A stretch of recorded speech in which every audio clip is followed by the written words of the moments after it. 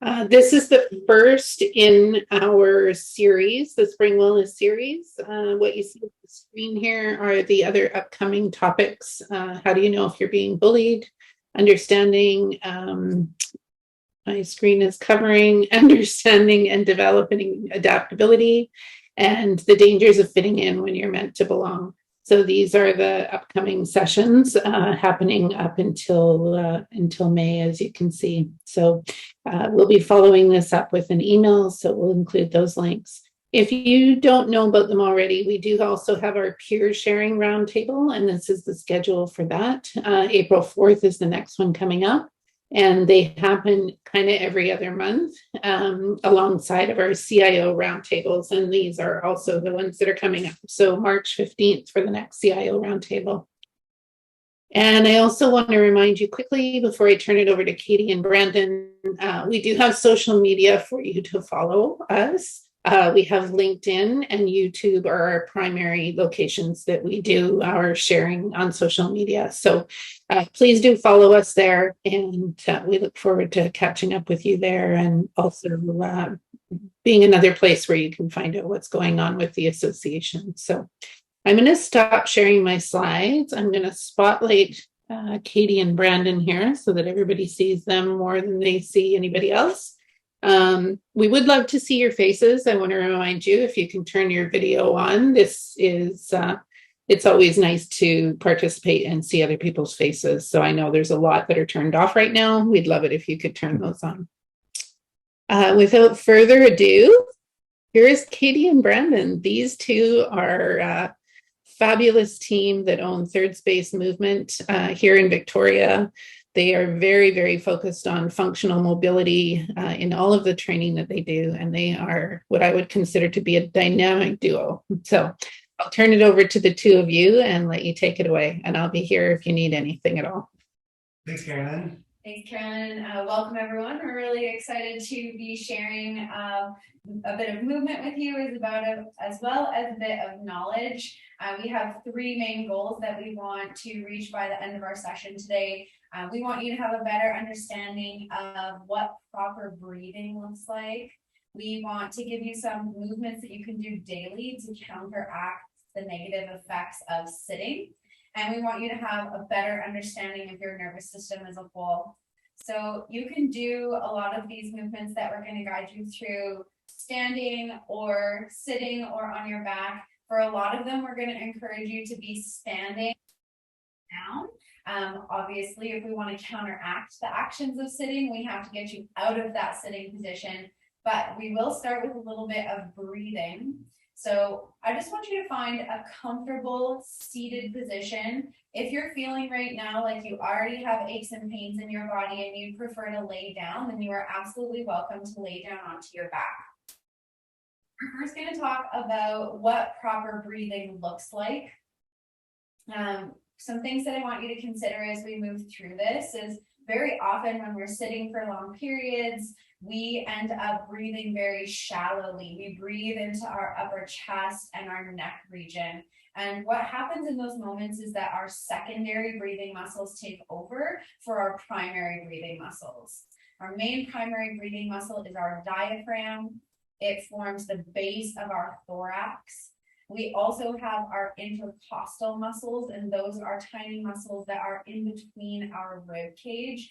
And it is our intercostals and our diaphragm that are meant to do the majority of the work when we are breathing. So we're going to utilize those muscles and try to take the breath out of the upper chest and into the entire rib cage for these next few moments. So as you feel comfortable seated, you can choose to rest your hands down onto your thighs.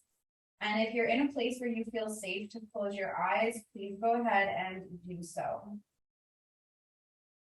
You don't quite need to change any aspect of your breath or your body, but you can just start to become aware of how you're feeling today.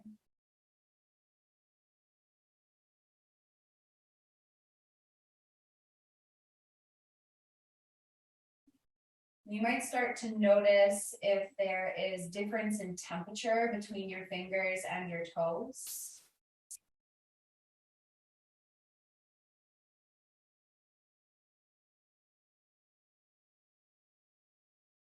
You could notice if there is any difference in pressure between your limbs and your torso.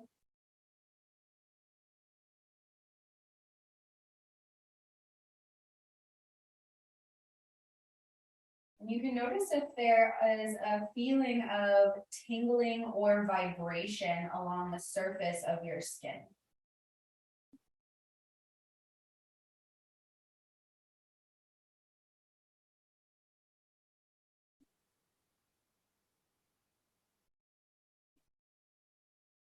Now, please shift your awareness to the feeling of your breath.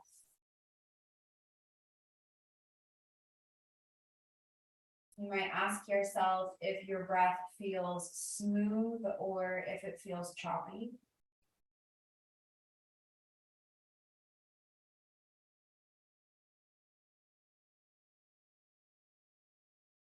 You can check in and notice if your breath feels forced or if it feels easy.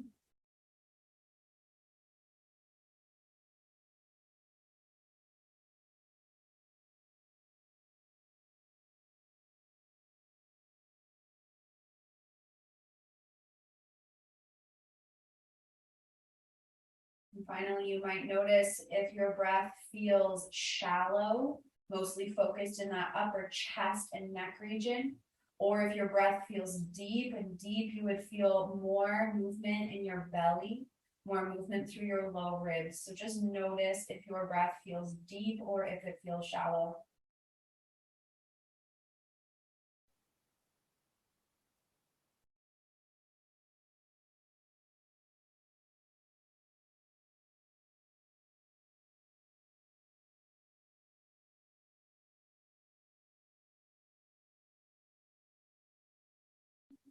Right. If you're feeling connected with your eyes closed, you can absolutely stay like that. I'm going to introduce a few different aspects of breathing before we get into a little bit more breath work. So what I'm going to encourage for a daily breathing practice, a daily breathing habit, is a 360-degree breath. And what that means is that we're looking to expand the rib cage in all directions. So we're expanding the rib cage forwards, we're expanding the rib cage backwards, side to side, and up and down. And this is something that we can practice in a seated position or reclined position, but the goal is that this 360-degree breath becomes something that you do automatically all the time when you're breathing. This 360-degree breath is going to help to ensure that your rib cage stays mobile. And because our ribs are directly connected to our spine, just by having proper breathing mechanics, we're immediately increasing the health and the mobility of our spine. Our shoulder blades also sit on our rib cage, so when we breathe properly, we're also supporting the mobility and adaptability of our shoulders and shoulder blades. So something to think about. We're going to work on this together, and I'm going to suggest that you take your hands in like a little C grip and you grab for either side of your waist. And I'd like you to have your hands just lower than your low ribs and just above your hip points. So that soft part of your waist. As you're here, again, if it helps you to close your eyes, you can absolutely do that. I'd like you to start to draw your breath down towards your belly so that with each inhale, you feel an expansion of your side waist into your fingers and palms. And of course, since your thumbs are more on your back body, we want to try to expand into that space as well and see if you can feel the bit of movement through the space that your thumbs are touching.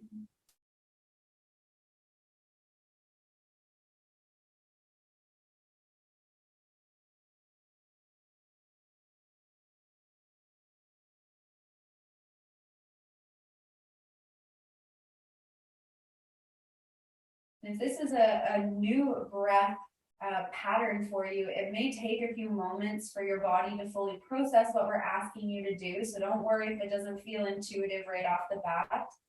It really is true that if we don't use a range of motion, we lose it. Our body does not want to keep the receptors present if we're not using them. So sometimes it takes time for us to develop that neurological pathway from our brain to our body. We're going to take a few more breaths just like this. Again, thinking about expanding through your side body, back body, and front body, and sensing that movement with the placement of your hands.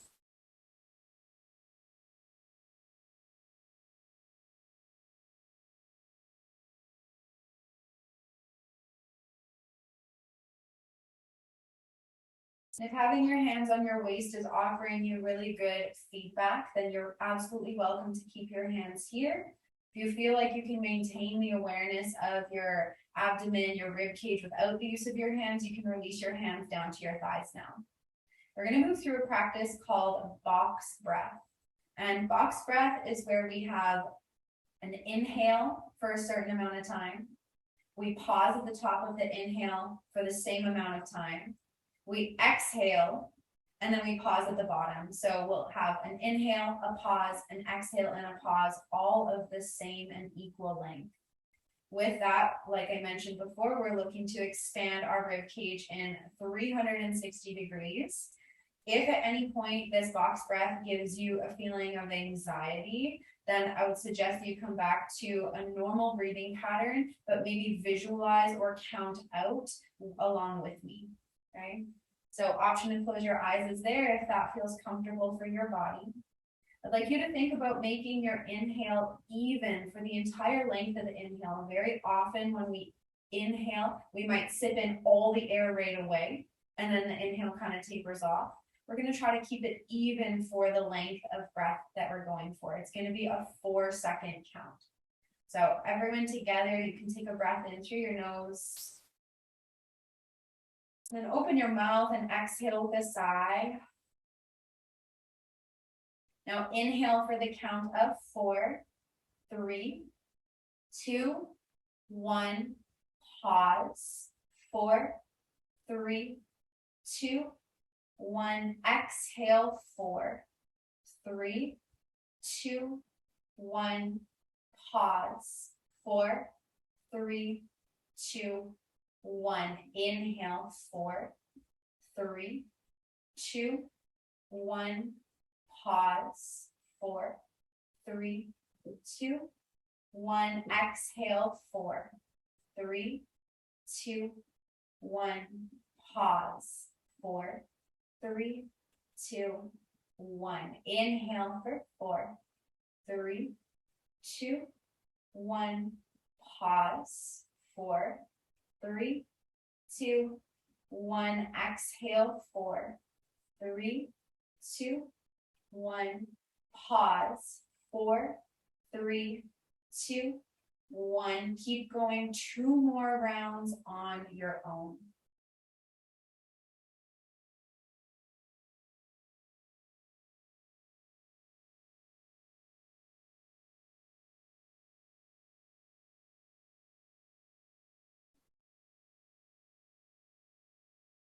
Whenever that last round is complete, you can return to just a normal breath in and out of your nose. And hopefully you can notice, even just from those few moments of focusing on our breath, a change in the way that you're feeling. Our breath is one aspect of our nervous system that we have the ability to control, or it will simply happen on its own. So it's both autonomic and somatic. That means that it is a gateway to us being able to control our nervous system and to control how we're feeling at any given time. When we focus on an inhale, it's going to energize us. If we want to bring more energy to our bodies, say, for example, we're mid-afternoon and we're hitting a bit of a slump, then you may focus on taking some active inhales in order to energize ourselves. And if it's the opposite, you're wanting to calm yourself, maybe as you reach the end of your day, you can focus on taking slow and controlled exhales, and that will calm your nervous system and bring you back to a place of rest. So we're going to keep these principles of breath with us as we move into more mobility work, but keep those things in mind as we go. I'm going to pass it off to Brandon now, and we'll start to move the body a little bit more. We're now going to get into our daily movements. So these can be great for you to start in a morning routine, pre-work, routine, any time of day that you can set aside for yourself to set a baseline for minimum movements throughout your body. So we're going to start with a program we call CARS. It's an acronym for controlled articular rotations. So we are going to start with our neck. And our neck goes through 3 ranges of motion. We have extension and we have flexion. We have lateral extension and flexion, and then we have rotation. So we're going to work through all 3 of those right now. So you can go ahead and stand up in the room that you're in, or stay seated if you really don't want to stand up. And from here, I want you just to drop your chin down into your chest. So you're bringing your neck into flexion here. You may feel a little bit of a stretch through the back of your neck. And from here, you're going to slide your chin along your collarbone over to the right so that you're almost looking over your right shoulder. Now, from here, I want you to try to drop your right ear down the back side of your body and reach your left ear up towards the ceiling until you feel a nice stretch through the left side of your neck.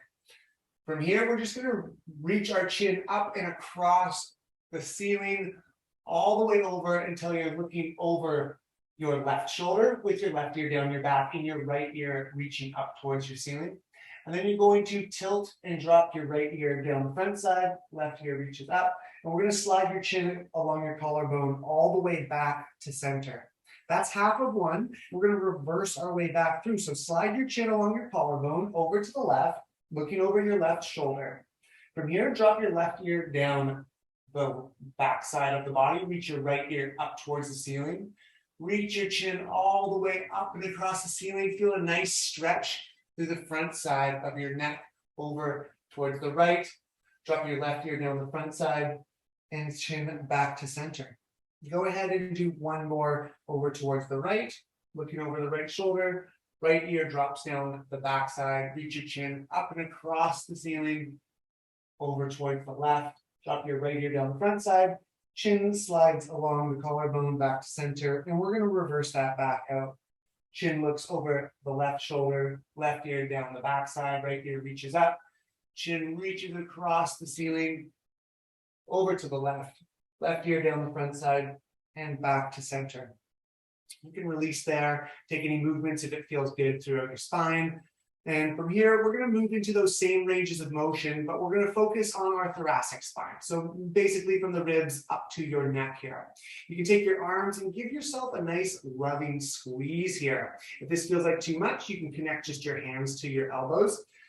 And from here, we're going to come into that spinal flexion here. So you're going to round and point your elbows down towards your hips. So you're rounding through your upper back. And from here, we're going to rotate, trying to keep your hips in one place, facing forwards.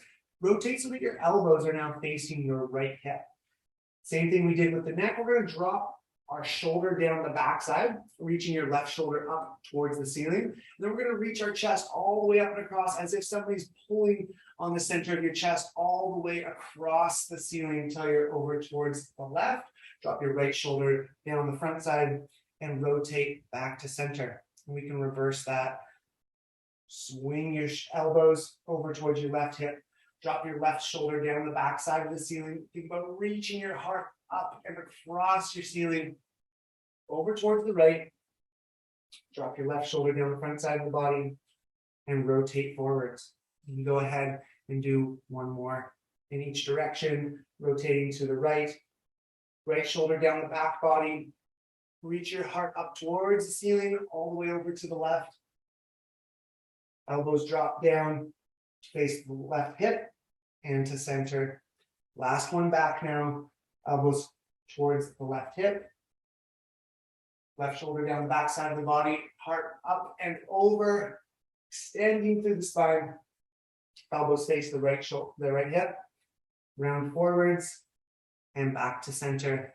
You can go ahead and just release that, shake it out if it feels nice for your body. Now, you might feel that you're warming up a little bit. It's okay to adjust your clothing. We're going to take our arms, reach them out, shoulder height. So same height as our shoulders, and then just a little bit wider than shoulder width apart. Now, from here, I want you to just lift your shoulders up towards your ears like you're doing a shrug here. Then we're going to retract your shoulders onto the back side of your body. depress them down away from your ears, and then protract, reach your shoulders forwards. We're going to connect all four of those points again, shoulders up, back, down, and forwards, and try to round out those edges and make them as smooth as possible here. Trying to explore your end ranges of motion through your scapula, your shoulder blades. We're going to do just a few more in this direction before we switch and move in the other direction. I want you to try to keep your wrists the same height as your shoulders, so they're not changing elevation as we're going through this. It's just your scapula that are moving. Next time you're protracted, we're going to switch directions. So you're reaching forwards, we're going to drop the shoulders down, hold them onto the backside, lift them up towards your ears, and then reach them back forwards. And we'll continue in that same direction. Elbows nice and tight, locked out. Trying to make the biggest, smoothest circles you've ever made with your shoulders.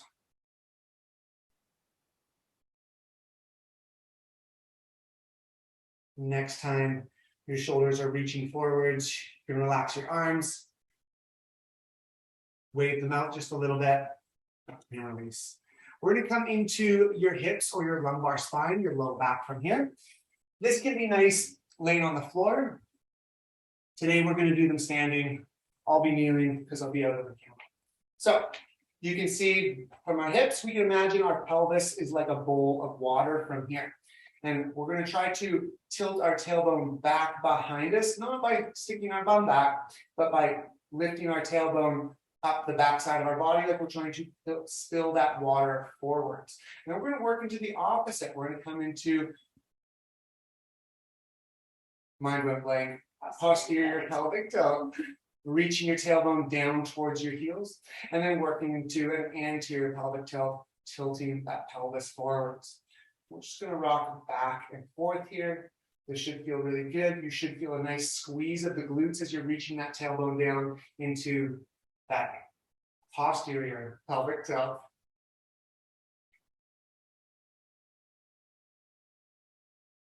For those of us that sit on a regular basis, low back gets very tight, and it may be used to sitting with the tail back too far, or the opposite, slumping into the low back.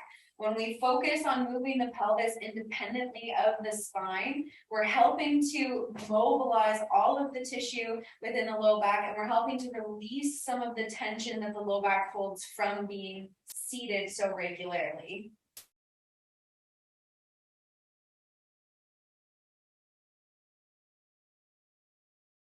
Good. Next, we can get into a little nerve tensioner exercise. So you might want to find a little bit of wall space somewhere close to you. Katie's going to guide us through this next movement. Perfect. So I'm just going to adjust our camera so that you can see some wall space here. All right, so for this nerve tensioner, what I want you to notice is the difference in sensation in comparison to a muscular sensation. So you're going to stand with your left side facing the wall and extend your left arm so that your palm goes flat against the wall.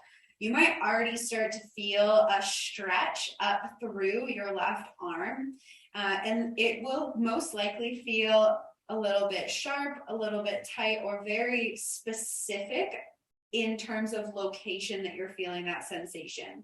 So I want you to actively press the palm of your hand into the wall. And if this is already enough sensation, you're going to simply stay here. If you're ready to feel more, you're going to take your right ear and let it soften down towards your right shoulder. And as you do so, you'll probably feel more intense sensation running up that inner line of your arm. You can let your head be heavy towards the right as much as feels good for you. And then you have the option to play with rolling your chin up towards the sky. Notice how that changes the sensation. And then roll your chin down and towards your chest. And notice how that feels different. And maybe you alternate between those 2 points of rolling the chin up towards the sky and then down towards your collarbone or shoulder. It's important as you're doing this that your left arm that is against the wall is straight and that you're actively pushing into the wall, so we're not passive through the left arm as we're here. And for these last few moments in this shape, I'll remind you to try to breathe with that 360-degree breath.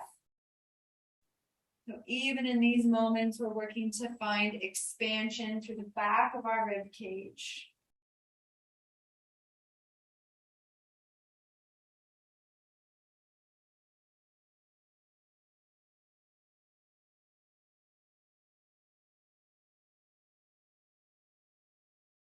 Let's go ahead and soften that effort. Let that arm relax for a moment. And then we're going to switch to the opposite side. So you can take your right hand now to the wall.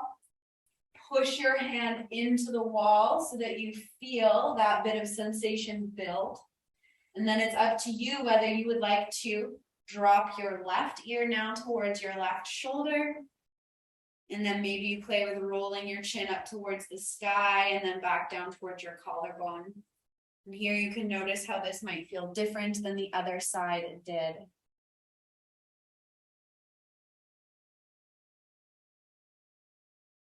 Coming back to that breath, using it to support you as you move.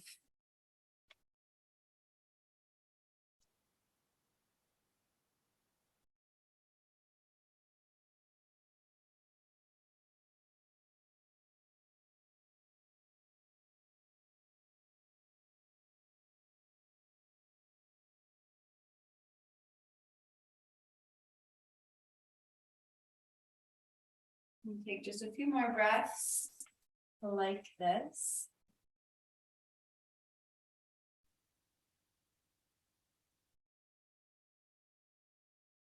And then when it feels even from side to side, you can allow yourself to relax and shake out that arm in any way that you need to release. We're going to move now into a little bit of spine mobilization. So you're going to need to make your way down into a tabletop position. When you first arrive in tabletop, just check in that you have your wrists underneath your shoulders and your knees underneath your hips. And Brandon's going to demonstrate first just some regular cat-cow that's going to take your full spine through flexion and extension. This will be just the same as we did for our pelvic cars, rocking back and forth. But now we're going to bring more of the spine into that range of motion. So you can start by tucking your tailbone under, reaching your spine up towards the sky, and then similar to our scapular cars, doming through the shoulders, tucking the chin under. So you're almost trying to look at your belly button from here.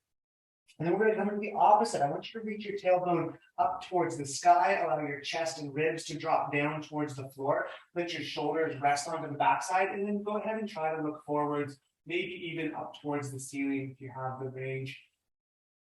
And back into rounding, tucking the chin, reaching the spine up towards the sky, tucking the tailbone under, and just go back and forth with your breath a few times. On your exhale, you can round in, tuck the chin, tuck the tailbone. And on your inhale, drop everything back down towards the floor. The goal with these cat-cows is that you're moving the entire spine at an equal rate. Oftentimes, if we are hypermobile in one aspect or one segment of our spine, you might find that there's more of a hinge point where the entire movement happens within one or two segments.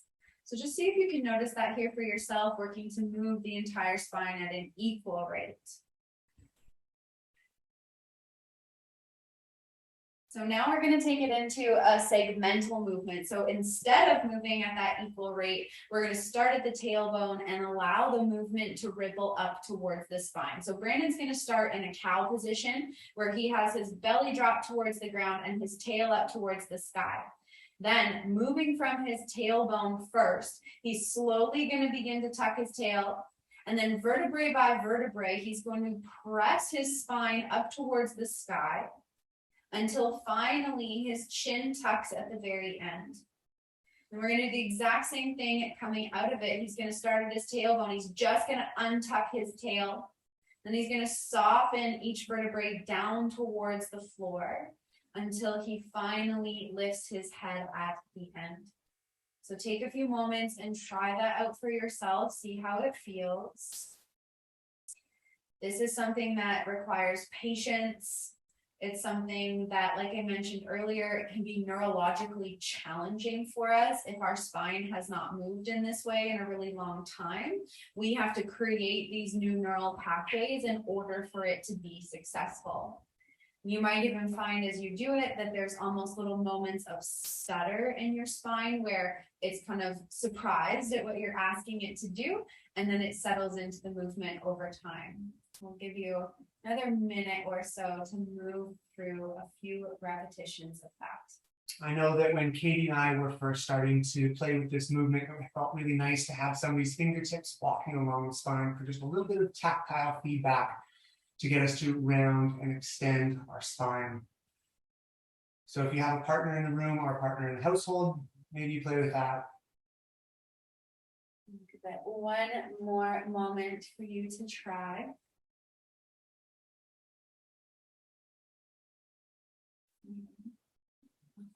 Interests.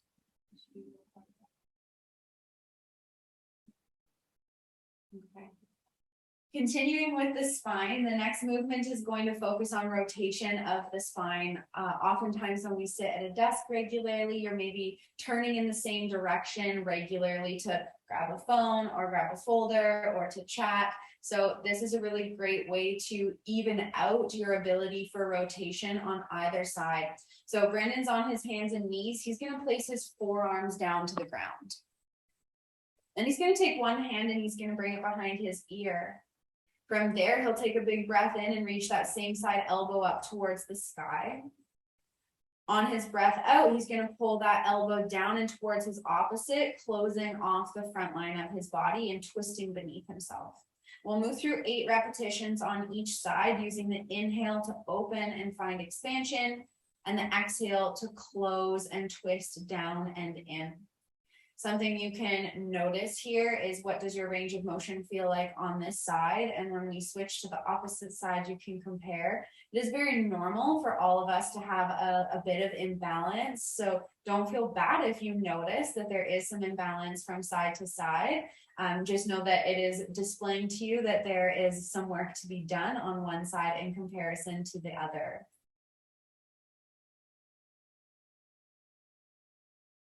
There's absolutely no rush. We'll do 8 repetitions and then we'll switch to the opposite side.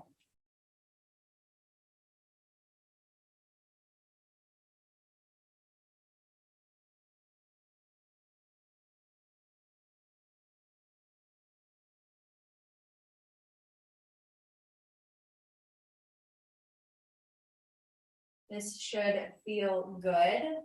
If it's not feeling good, if you're feeling pain, then that is a great sign that you should have a health practitioner look further for you, whether that is a massage therapist, an acupuncturist, a chiropractor, who can give you a little bit more guidance of what might be happening within your own body.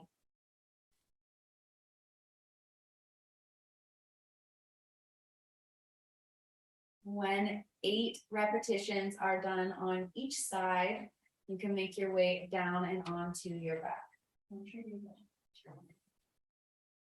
All right.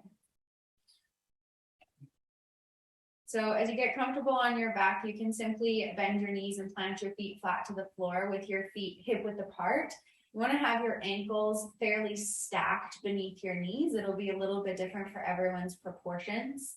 Some of you may graze your heels with your longest fingers, and that will give you a good gauge of how close your ankles are. From here, we're going to find just a few little pelvic rocks here, arching through your spine, that anterior pelvic tilt, pressing your spine down into the floor, that posterior pelvic tilt. So you can go back and forth just a few times. And then next time you're in your posterior tilt, pressing your low back down into the floor, I want you to press into your heels, keeping that spinal alignment, and reach your hips up towards the ceiling until you feel a little activation through your glutes, maybe your hamstrings as well, and an opening through the front of your hips here. And then you can lower yourself all the way back down. Take note if your low back connected with the floor the same way it did. Sometimes when we start to reach up, we can extend through the back spine, reaching the ribs up towards the ceiling, whereas we really want to stay connected and held down and pressing those hips forwards more, a little bit more glute activation here. We're going to go through a total of 10 repetitions of this glute bridge. And as you're moving through these, I'll just mention a few things. When we sit at a desk, we are sitting with our hip flexors in a shortened position, and we are sitting with our glutes in a lengthened position. That means that these muscles are receiving a neurological signal so that the hip flexors are being told to contract and shorten, and our glutes are being sent a signal that says relax and lengthen, relax and lengthen. And that becomes a problem because it leads to low back issues, it leads to hip issues, it leads to knee issues, it impacts everything above and below within that kinetic chain. So a lot of what we need to do in order to counteract sitting is to shorten and activate our glute muscles. And these glute bridges are one of the simplest ways that we can make that happen. Once you have done about 10 repetitions of the glute bridge, we're going to add an extra layer of effort. If you're feeling like you were challenged with the basic glute bridge and you want to simply stay there, then please know that's always an option. If you're feeling ready for the next stage, you're going to come up to the top of the glute bridge as Brandon has done. He's actively thinking of tucking his tailbone up between his legs so that his glutes are firm, and he's closing off through the front of his ribs so that it is not spinal extension. Once he is here, he's going to pour all of his weight down through his left foot. He's going to pull his right knee towards his chest without changing the position of his pelvis. From here, he's simply going to replace his right foot down, reset through his pelvis if he needs, and then pull his left leg up and in. We call this a marching bridge, where we're maintaining that bridge position, but we're marching the legs. And this is teaching us how to find stability and balance, even when we have fewer points of contact. If this feels good for you, then you might do one march or two marches on each side. You can come down and take a little rest if your body needs, and then you can come back up and give it a try. We'll go for a total of 5 marches on each side. The tendency with this would be that one side of the pelvis would drop when that leg lifts. So be mindful and maybe even take your hands onto your waist and notice if the elevation of your pelvis changes from side to side with each step.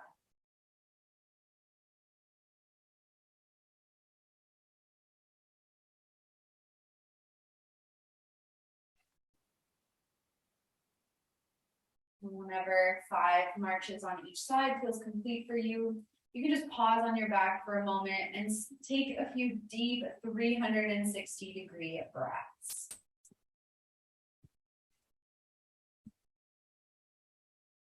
And I'll just briefly mention that we will send Carolyn a copy of everything we moved through today so that you'll have the opportunity to revisit it. And also on our Third Space Movement Instagram, we have multiple videos that describe what we're doing here today, so you'll be able to follow along with a visual in the future if you need as well.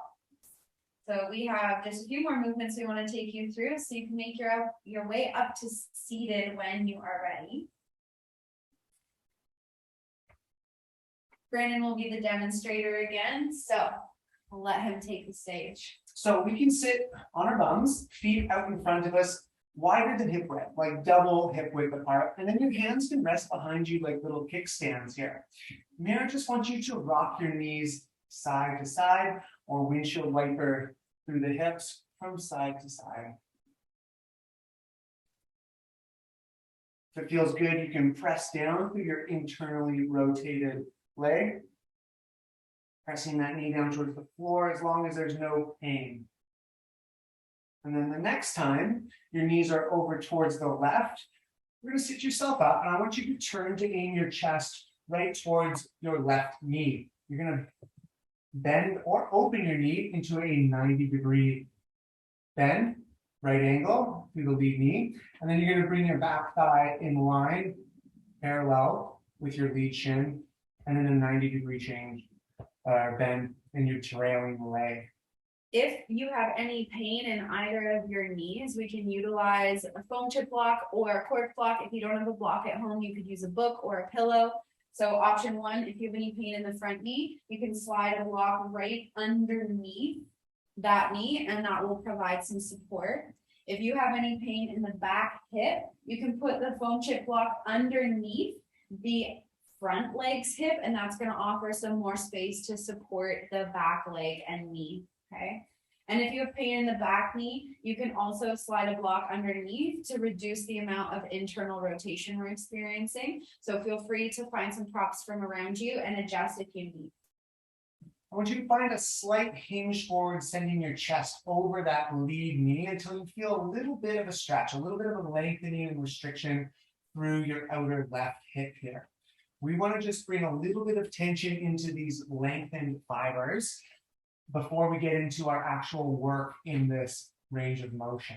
So in a moment, we're going to go through a program we call PAILS and RAILS, another acronym for progressive and regressive angular isometric loading. So what that really means is that we are going to load all of our lengthened tissues through this lead hip.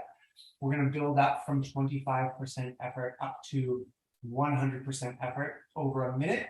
And then we're going to use all your regressive tissues, your shortened tissues on the front side. How we're going to do this is by pressing down into the floor. You can imagine a little weighted scale or maybe some money hidden under your lead shin. Someone's trying to pull it out from underneath you, and you're going to press everything down into the floor with 25, 50%, 75%, or 100% effort. At the end of that 100% effort over 15 seconds, we're going to switch directions. You're not going to change the shape of your body. The goal here is to use your shortened tissues at their most shortened range to activate and try to lift. You're going to try to get light with that weight scale that would be underneath your lead shin.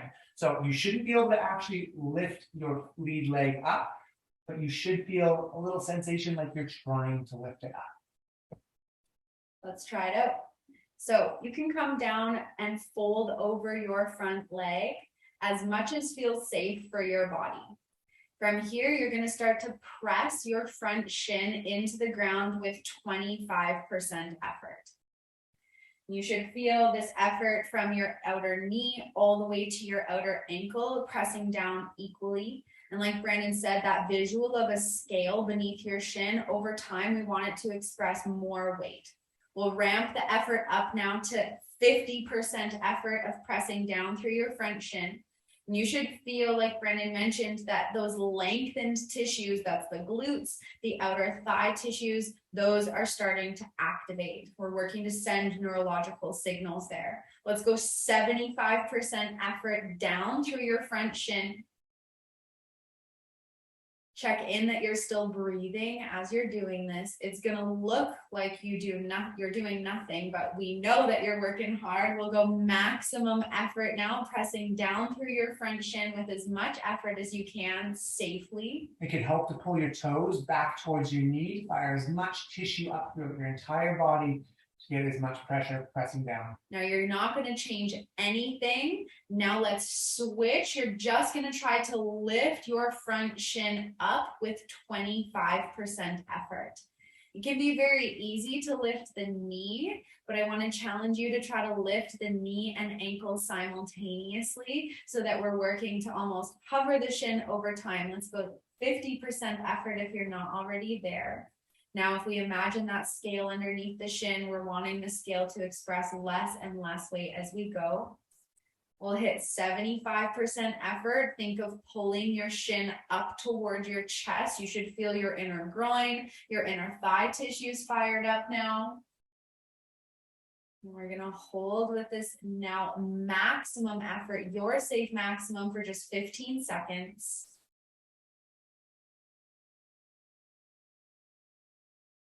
And keep holding and breathing for 5, 4, 3, 2, 1. And simply relax your front leg and fold forwards over your front leg. And just notice if it feels different than when we first sat in this position. It's really 2 minutes of effort that we just moved through, and hopefully you do feel a difference just from that little bit of time. Once you've had a little moment to reflect on how it feels, then you can slowly sit yourself up, replace your hands behind your hips, and then windshield wiper your knees side to side. And we'll switch to the opposite leg. So you can get set up now with your right leg forwards in front of you. We're finding that same 90-degree position that Brandon described on the opposite side. And you can use props to support your body in any way that you need. The first few moments are just for you to fold forwards as much as feels safe and enjoy the stretch. So then we can reflect on how the stretch feels now in comparison to after. We'll just take a few deep 360-degree breaths.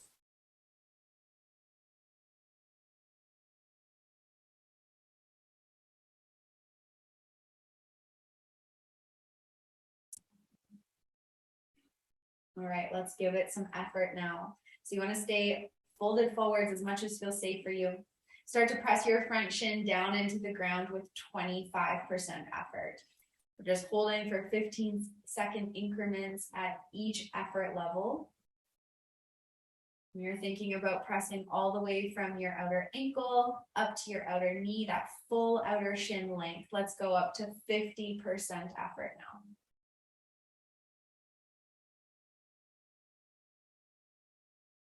You should start to feel the tissues of your outer thigh, the tissues of your glutes warming up.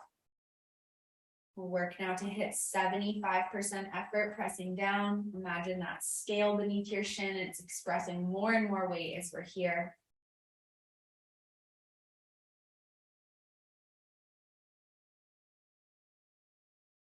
And now let's hit our maximum safe effort. So you're pressing with as much effort as feels good for you, trying to increase that weight on the scale as much as you can.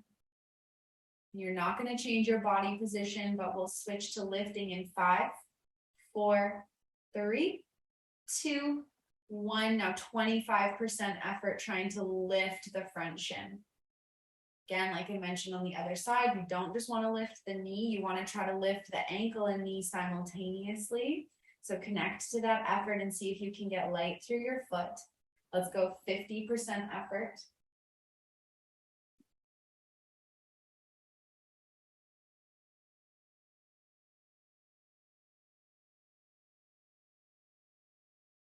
You can ramp it up to 75% effort. Imagine that scale now, it's expressing less and less weight.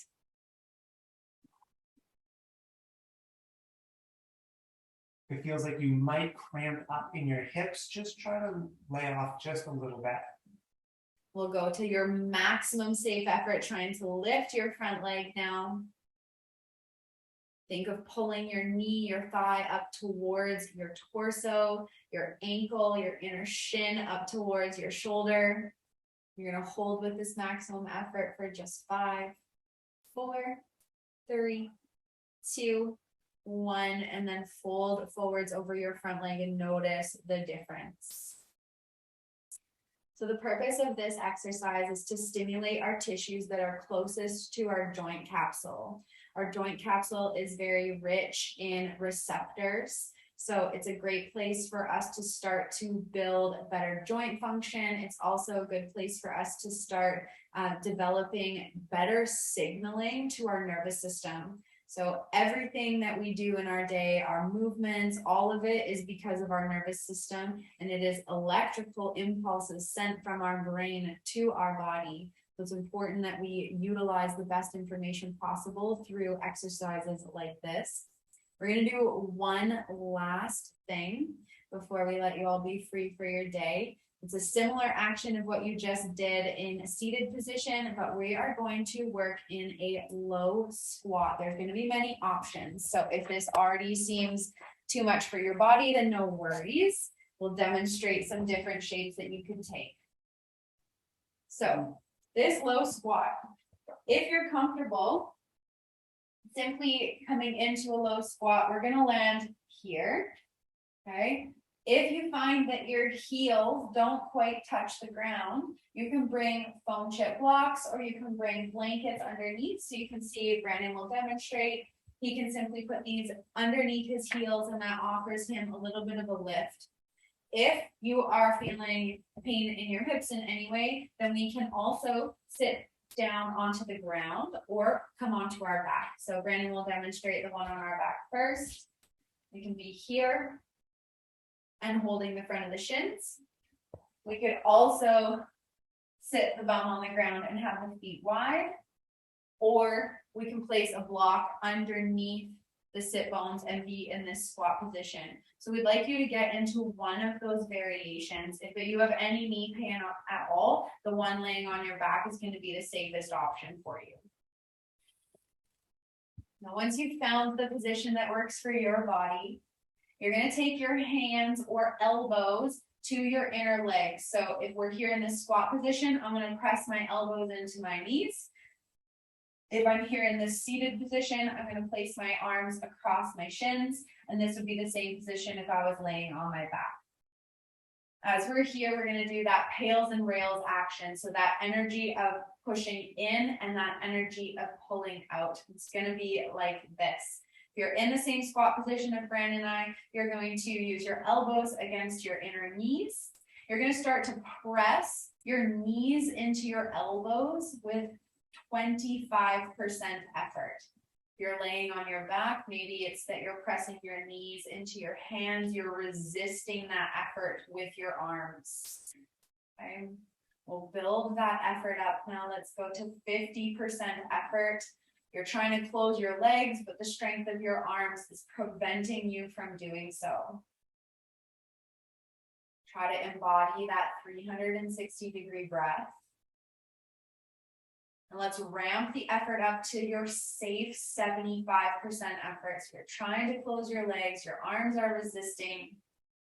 You might start to feel a little bit of a tremble, a little bit of a shake, or maybe, as Brandon mentioned, a little bit of cramping. That's very normal. Now let's ramp it up again. We're at 75 now, or Max effort. maximum effort. Maximum effort, trying to close your legs. You're going to stay, keep breathing with it for 5, 4, 3, 2, 1. Don't relax. Now try to pull your knees away from your hands, working to widen your knees as much as possible. 25% effort to start. So you should feel now your knees are spreading, your glutes are firing up. That's what we're here for. Stay with it. Let's go 50% effort. Keep pressing your knees wide, tall spine, those of you that are in the same squat as Brandon and I. Let's go 75% effort. Keep pressing the knees out. Feel your glutes fire up, contracting those tissues on the back body, the outer hips. Let's go maximum safe effort. Let those knees press as wide as feels safe for you, almost like your sit bones are trying to squeeze towards one another on your backside. We're holding with this max effort for just 5, 4, 3, 2, 1. Relax all of that effort. Maybe you stay in the squat and you just notice how it might feel better than the first moment when we landed here. And then take a moment, stand up, and just walk around. And just check in, how does your body feel after breathing, after mobilizing through the shoulder blades, through the spine, through the hips.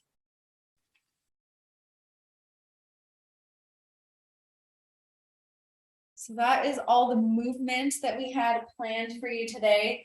We'd love for these last few minutes, if anyone has any questions, we're here to support. Otherwise, you can find out more about us at thirdspacemvmt.com. That's the same handle on Instagram. And yeah, we really hope that you enjoyed what we offered today. Thanks for moving with us.